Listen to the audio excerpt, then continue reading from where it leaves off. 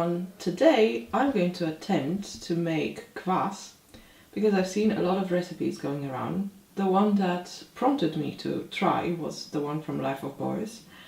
I'm gonna link it down below. But because today I'm feeling very low poly, I'm going to be behind the camera and yeah, I'm going to show you what I decided to include in my kvass recipe. Because I've seen a lot of variations, and aside from the base ingredients, you have the freedom to add whatever other flavors or colors you want.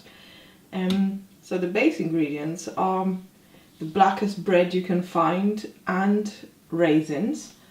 I didn't find raisins that weren't treated in any way, so I got rum raisins, but that's okay because if you can make kvass more alcoholic, is always better because there's more taste and there's more fizziness to it.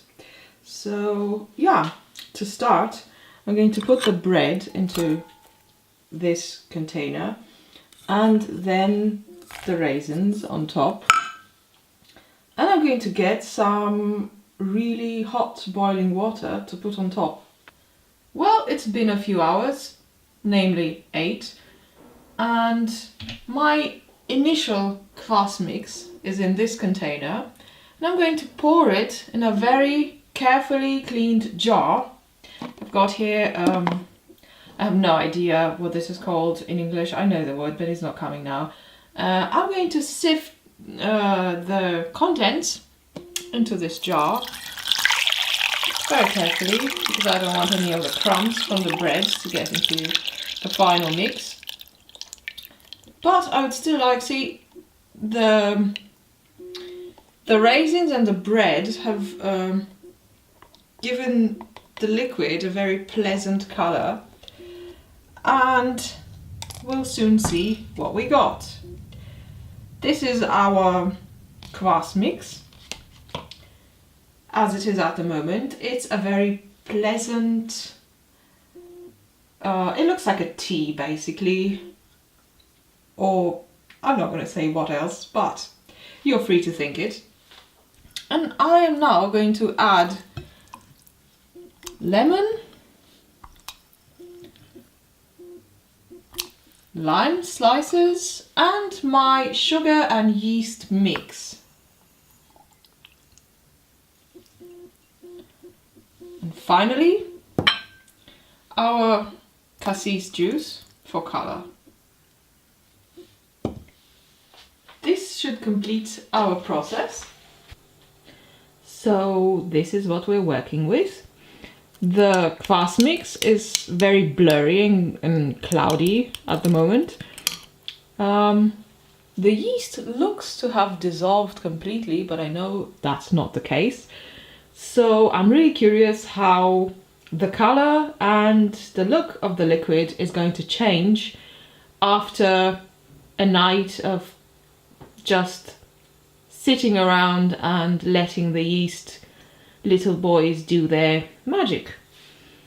So fingers crossed, and I'll see you once the mixture has finished fermenting.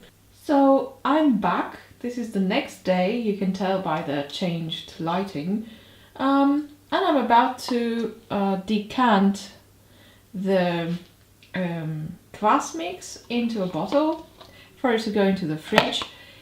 It sat outside overnight and it's fermented quite nicely. I'm going to remove the cover. Yep, there you go. This is what the mix looks like. It's very fizzy. You can see that the yeast has done its job, and now I am going to pour it into this bottle, like I said, for it to go into the fridge.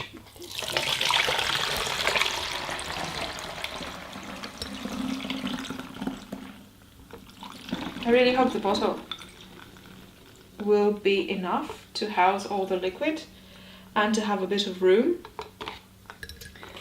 because as you can see, the fermentation process is still going strong. And there we go. I'm going to put the cap on And this is what the mix looks like. And tomorrow, after another night in the fridge to cool off and to settle, tomorrow I'm going to test it. So as a variation to the bread-based kvass, I'm going to attempt to make apple kvass. I've also gotten this recipe online, but I can't quite remember which blog I got it from exactly, because the ingredients are the same and I've read it in so many different places. Anyway, this is also very popular and enjoyed in Eastern Europe. So I'm going to add some coconut sugar for color. I think like 3 spoonfuls would be enough. I'm going to add the remaining half of the yeast packet that I used for preparing the original kvass mix. And I'm going to top it all off with apple juice. I just bought apple juice from the store. It's bio, and I think this is going to work and it's going to be just as yummy as the other kvass. So this is what the apple kvass mix looks like at the moment. And tomorrow when I taste and test the other kvass mix, I'm going to show what this one looks like and maybe try it as well. So until then, bye! And we're back with the last part of the kvass making video. I have the 2 kvass recipes finished. They've each sat in the fridge for one night. They're fizzy, they smell incredible, and I'm about to taste test them. Kvass contains a slight amount of alcohol because it's a fermented drink. So maybe if you're driving, don't have it right before or on the day, because depending on the legislation where you live, you might not want to have that blood alcohol concentration on the day if you get tested. Yes, it does have the feel of a very light beer, but it's a lot tastier than beer because the bitterness in this is almost non-existent, and I quite enjoy that. It actually reminds me of the taste of Guinness, if that's possible. I don't know why or how, but it does.